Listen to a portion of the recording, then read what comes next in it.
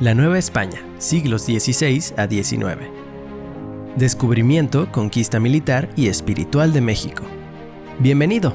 En este video vamos a conocer algunos de los sucesos y características que sucedieron con el descubrimiento de América y las consiguientes conquistas militares y espirituales. Descubrimiento de América. España recién experimentó su reunificación al despojarse del dominio musulmán y buscó la manera de posicionarse en el plano internacional, logrando expandir sus fronteras a través de la unión de reinos de Aragón y de Castilla. Fija sus metas en la expansión hacia el Mediterráneo. Los motivos que impulsaron el descubrimiento de América fueron el carácter comercial y estratégico, buscando rutas alternas para el comercio de especias, seda, marfil, entre otros, ya que desde 1453 la ruta del Mediterráneo era controlada por los turcos, pero también por su ímpetu de expandir e imponer la religión católica. La agitación por los descubrimientos científicos durante el Renacimiento y las constantes nuevas ideas, como que la Tierra no fuera plana, sino redonda, la posibilidad de que existieran territorios vírgenes al oeste de Europa, fueron factores que alentaron las exploraciones. Debido a esto, España y Portugal emprendieron constantes navegaciones en busca de nuevas rutas y tierras. Portugal logró llegar a la India bordeando África, lo cual en un principio fue bastante redituable por el mercado de esclavos que esto le generó. En 1492, tras 10 años de gestiones, finalmente el navegante Cristóbal Colón obtuvo el financiamiento, no solo de la Corona de Castilla al mando de la reina Isabel la Católica, sino de otros inversores que apostaron a su viaje. El 12 de octubre de 1492 arriba a la isla de Guananí, después llegó a Cuba y Santo Domingo. Siempre se pensó que había llegado a alguna región de Asia.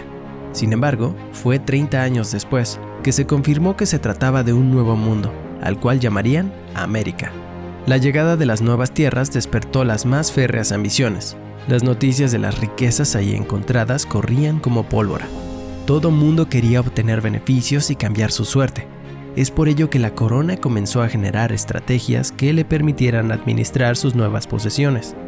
La primera de ellas fue la creación de la Casa de Contratación de Sevilla, cuya principal función fue regular la entrada de las mercancías de las Indias, realizando el cobro de los impuestos correspondientes, pero también otorgando los permisos de migración, es decir, nadie viajaba al Nuevo Mundo sin el permiso que otorgaba esta institución. Otra de las medidas tomadas fueron las capitulaciones. Se trataba de contratos entre particulares y los reyes, en los que se establecían las condiciones en las cuales los exploradores, navegantes y conquistadores gozarían de las riquezas encontradas, y qué porcentaje de estas tocaría a la corona, entre otras. El descubrimiento del nuevo continente representó un auge de riqueza para la corona española, poniendo a prueba su capacidad de administrar tanto al personal como los recursos, ya que siempre estuvieron presentes los deseos de sacar ventaja ante cualquier oportunidad por parte de los exploradores y conquistadores. Conquista militar. A partir del descubrimiento de América, el interés por explorar las nuevas tierras fue creciente. Una vez instalados en Cuba, España comienza su expansión en el continente americano desde la isla. Siendo Diego Velázquez gobernador de Cuba, organiza 3 expediciones hacia América. Es en la tercera expedición que se embarca el explorador Hernán Cortés, quien, a pesar de tener desavenencias con Diego Velázquez, emprende el viaje hacia el Golfo de México.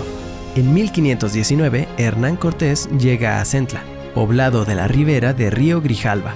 Ahí comienzan sus victorias militares sobre los pueblos indígenas de Mesoamérica. Es también aquí donde recibe como ofrenda por su triunfo a Malintzin, la Malinche, quien desempeñó el papel de intérprete entre los conquistadores y los líderes de los pueblos mesoamericanos. Ese mismo año, Hernán Cortés fundó el primer ayuntamiento de México, la Villa de la Veracruz, siendo puerto de enlace con España. Desde aquí recibió apoyo y provisiones para proseguir con la conquista de los pueblos del centro del país. Su siguiente incursión militar fue contra los señoríos de Zempoala y Tlaxcala, quienes al principio mostraron resistencia, pero una vez vencidos se aliaron con las tropas de Cortés para enfrentar al imperio azteca.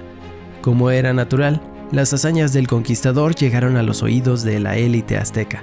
Al mando se encontraba Moctezuma, quien envió a sus mensajeros con regalos para tratar de disuadir a Cortés de no llegar a Tenochtitlán.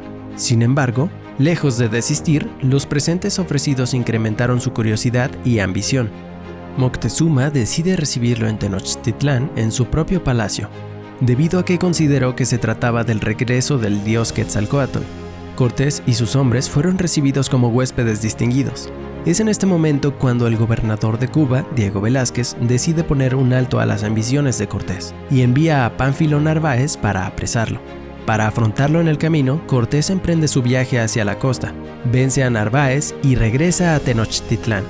Pero al marcharse, dejó como encargado a su ejército de Pedro de Alvarado, quien en una acción precipitada y ventajosa aprovecha que la población de Tenochtitlán realizaba la fiesta de Toxcatl para masacrar a cientos de indígenas en el Templo Mayor. Las reacciones no se hicieron esperar y los aztecas contraatacan sitiando a los españoles. Al verse acorralados, Hernán Cortés envía a Moctezuma para que exija a la población su rendición, pero este no recibe más que el desprecio de su pueblo, al considerarlo traidor. Es herido durante su presentación y posteriormente es asesinado por los españoles.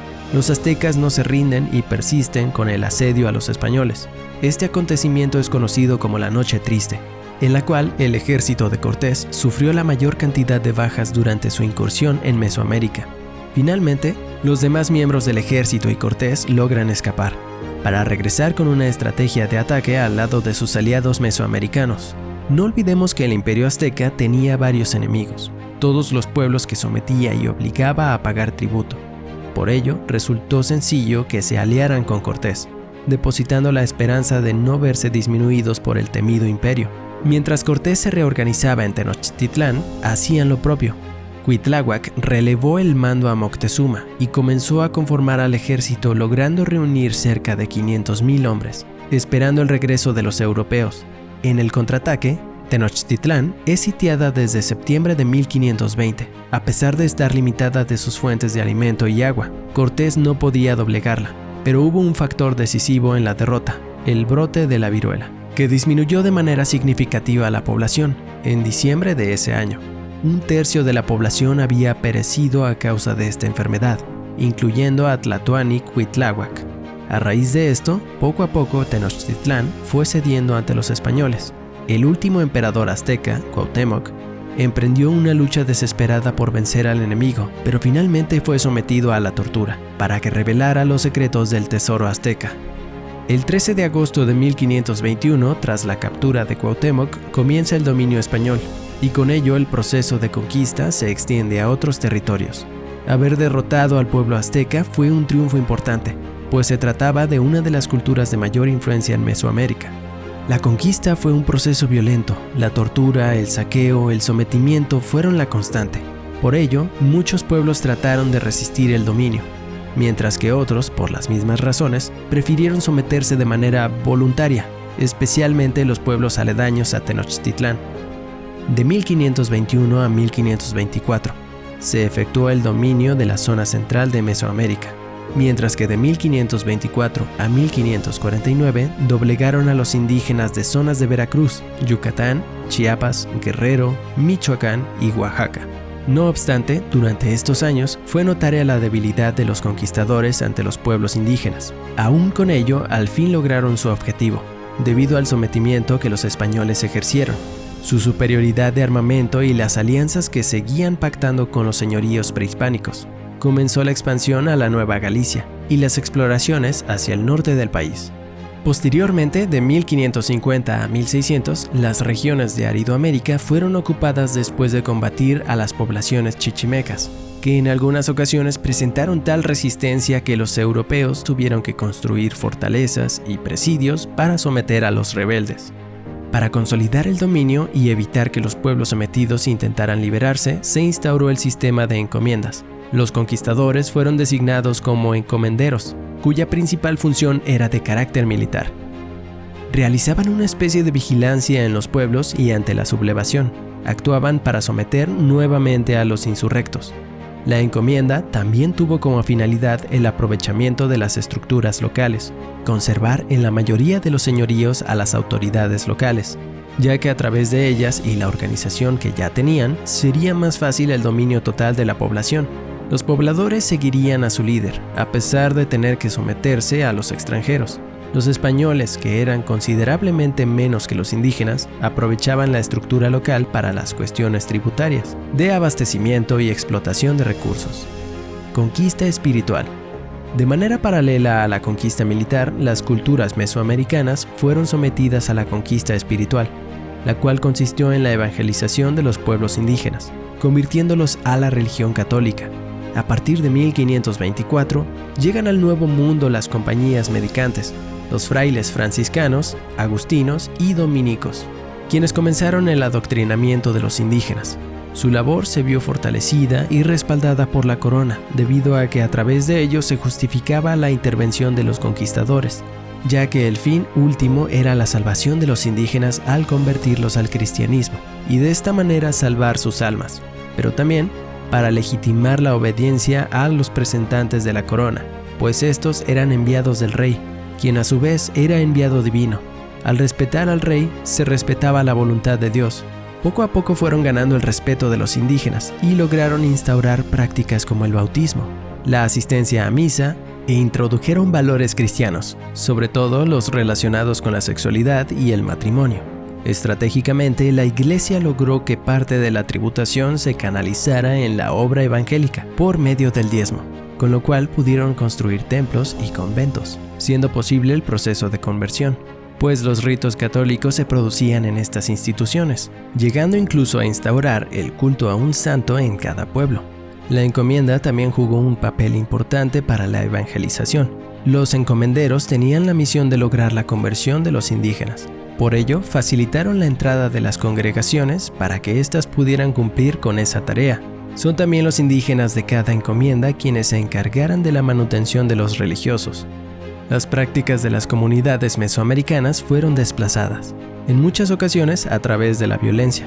Se eliminaron sacerdotes, ritos, cantos, fiestas y las representaciones de los dioses.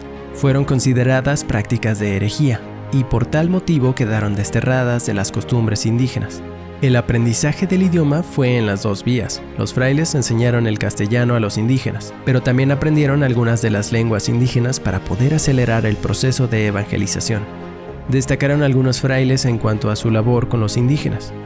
Es el caso de Pedro de Gante, quien gestionó la construcción de hospitales y escuelas. Es a través de la Escuela de San José de Belén de los Naturales que formó a cerca de 50 jóvenes, cuya misión fue transmitir el evangelio entre los pueblos indígenas en su propia lengua. El suceso que marcó decisivamente el proceso de la conquista espiritual fue la supuesta aparición de la Virgen de Guadalupe el 12 de diciembre de 1531. Ante este hecho, las órdenes religiosas y el obispo de México, Fray Juan de Zumárraga, capitalizan la acción, logrando convertir cada vez más indígenas. Paulatinamente, las prácticas de estos pueblos van quedando en el olvido, pues dejan de ser transmitidas de generación en generación. Resumen de la lección. Después del descubrimiento de América, comienza el proceso de conquista. Primero fue la militar. Los españoles se apoderaron de los territorios y sometieron a las culturas. El principal conquistador fue Hernán Cortés, quien logró vencer al Imperio Azteca en 1521. A partir de ese momento, el proceso de conquista se expandió por toda Mesoamérica. Poco después, y como medida de conquista aún más eficaz, fue la conquista espiritual, llevada a cabo por las órdenes mendicantes. Los frailes franciscanos, dominicanos y agustinos comenzaron a reemplazar las creencias y prácticas de los pueblos mesoamericanos por la ideología cristiana. Esto fue rompiendo los lazos con su pasado y la culturización y aceptación del dominio español. Se implantó desde otra vertiente, la cual no excluyó la violencia.